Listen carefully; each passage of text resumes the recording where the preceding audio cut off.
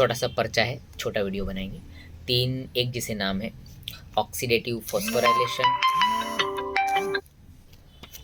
Oxidative dehydrogenation और oxidative decarboxylation. तीनों एक ही तरह के नाम, वापस सुन लीजिए अब। ऑक्सीडेटिव फॉस्फोराइलेशन, एक में फॉस्फोराइलेशन होता है, तीनों में ऑक्सीडेशन तो है ही, एक में फॉस्फोराइलेशन होता है ऑक्सीडेटिव फॉस्फोराइलेशन में, दूसरे में oxidative dehydrogenation means hydrogen remove होता है, तीसरे में ऑक्सीडेटिव डीकार्बोक्सिलेशन मीन्स यहाँ पे कार्बन डाइऑक्साइड रिमूव होता है। ठीक है, शुरुआत करते हैं ऑक्सीडेटिव फॉस्फोराइलेशन। अब क्या होगा ऑक्सीडेटिव फॉस्फोराइलेशन, इसका इसी नंबर थोड़ा कॉम्प्लिकेशन वाला है। पहले शुरुआत में जैसे आप इसमें जो एंजाइम है एटीपी सिंथेज, तो शुरुआत में ये लाइस कैटेगरी में हुआ करते थे, लेकिन फिर उसके बाद वो इसी नंबर 3 लाइस कैटेगरी में आप देखोगे तो उसका एंजाइम है एटीपी सिंथेज लाइस कैटेगरी में शुरुआत में, लेकिन अभी नहीं है। फिर उसको इसी नंबर 3 अभी जो चल रहा है उसको अभी भी कंट्रोवर्सी में है, तो इसी नंबर 3 मीन्स हाइड्रोलेज में ले रहे हैं उसको। उसमें क्या करता है वो जो एटीपी बनाने के लिए उस वाले बीच वाले रिएक्शन में वो फॉस्फोराइलेशन करता है एडीपी से एटीपी बनाने में, सॉरी एटीपी से फॉस्फोराइलेशन हो रहा है मीन्स एडीपी से एटीपी बनाने में वो बीच में फॉस्फोराइलेट करता है। और अभी नया जो इसका एंजाइम आया है ईसी नंबर 7, वो ट्रांसलोकेज कैटेगरी का है। अपने चैनल पे उसका कोई भी वीडियो नहीं है। उसमें क्या करता है कि प्रोटॉन को एक सेल स्ट्रक्चर से दूसरे सेल स्ट्रक्चर में ले जाता है, मीन्स एक गांव से दूसरे गांव में उसको घुमाते हैं। तो ये हो गया ऑक्सीडेटिव फॉस्फोराइलेशन। उसमें ऑक्सीडेशन होता है, किसका ऑक्सीडेशन होता है, NADH और FADH2 का।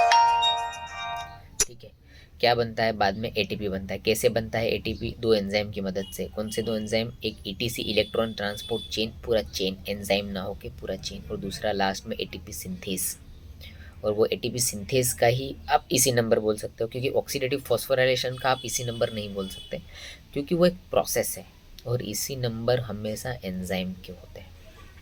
ठीक है, लेकिन हाँ मोस्टली ऑक्सीडेटिव फॉस्फोराइलेशन में ये एंजाइम यूज़ होते हैं एटीपी सिंथेज। तो हम एटीपी सिंथेज वाले का नोमेनक्लेचर के हिसाब से एटीपी सिंथेज इसी नंबर 4 में आना चाहिए, लेकिन अभी वो इसी नंबर 3 में रिक्लासिफाइड हुआ है मीन्स हाइड्रोलेज में, और इसी नंबर 7 में उसको भी मॉडर्न क्लासिफिकेशन में डाला है। उसमें वो ट्रांसलोकेश करता है मीन्स वो प्रोटॉन को क्या है एक जगह से दूसरी जगह पे से ले जाता है, फिर वहाँ से एनर्जी जनरेट करता है, तो वो है एटीपी सिंथेज। दूसरा आ जाए ऑक्सीडेटिव डिहाइड्रोजन। उसमें क्या होता है 2 हाइड्रोजन होंगे, ठीक है, और 2 हाइड्रोजन रिमूव होते हैं। हाइड्रोजन में कौन सा, हाइड्रोजन में 4 चीज़ें होती है। एक होता है हाइड्राइड आयन, एक होता है हाइड्रोजन आयन, एक होता है हाइड्रोजन एटम, और चौथा होता है हाइड्रोजन मॉलिक्यूल।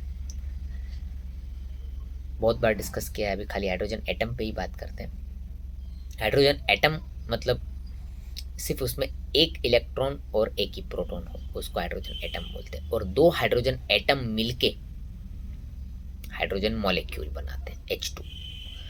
चलो देख ही लेते हैं, हाइड्राइड आयन और हाइड्रोजन आयन। हाइड्राइड आयन किसको बोलते हैं, हाइड्राइड आयन में 2 इलेक्ट्रॉन रहेंगे और एक प्रोटॉन, 2 इलेक्ट्रॉन एक प्रोटॉन, एक प्रोटॉन रहेगा उसके आजू बाजू 2 इलेक्ट्रॉन घूमते होंगे, वो हाइड्राइड आयन। और हाइड्रोजन आयन सिर्फ प्रोटॉन, नो इलेक्ट्रॉन, सिर्फ प्रोटॉन हाइड्रोजन आयन। ठीक है, तो यहाँ पे ऑक्सीडेटिव डिहाइड्रोजनेशन में क्या रिमूव होता है, हाइड्रोजन एटम मीन्स एक इलेक्ट्रॉन और एक प्रोटॉन रिमूव होता है। ठीक है, उसका एग्जाम्पल आप TCS साइकिल में सक्सिनाइल डिहाइड्रोजनेस ले लीजिए, और इसका इसी नंबर 1 है।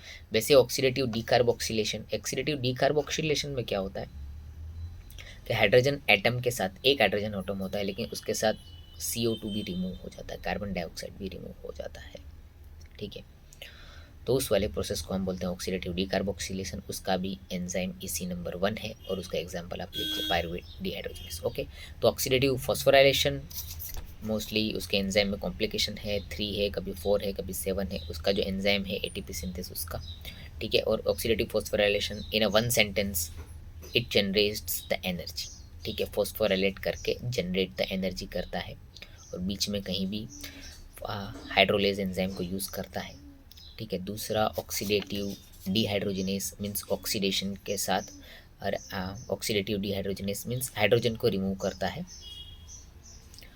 अब हाइड्रोजन को रिमूव करेगा तो क्या होगा, हाइड्रोजन को आप समझिए कि वो इलेक्ट्रॉन भी लेके निकलता है। अब हाइड्रोजन को जैसे ही इलेक्ट्रॉन लेके हाइड्रोजन निकलता है, तो जिस पार्ट से वो, जिस सबस्ट्रेट से, जैसे ये सबस्ट्रेट है, यहाँ से वो इलेक्ट्रॉन लेके निकला, तो उस सबस्ट्रेट का इलेक्ट्रॉन लेके निकला तो पॉजिटिव स्टेटस बढ़ा, इलेक्ट्रॉन नेगेटिव निकला तो उस सबस्ट्रेट का पॉजिटिव स्टेटस बना, तो उसका ऑक्सीडेशन हुआ। और वो इलेक्ट्रॉन जैसे कि Na+ में अटैच हो गया, तो Na+ में से Na हो गया, तो उसका रिडक्शन हुआ, उसकी पॉजिटिविटी का रिडक्शन हुआ।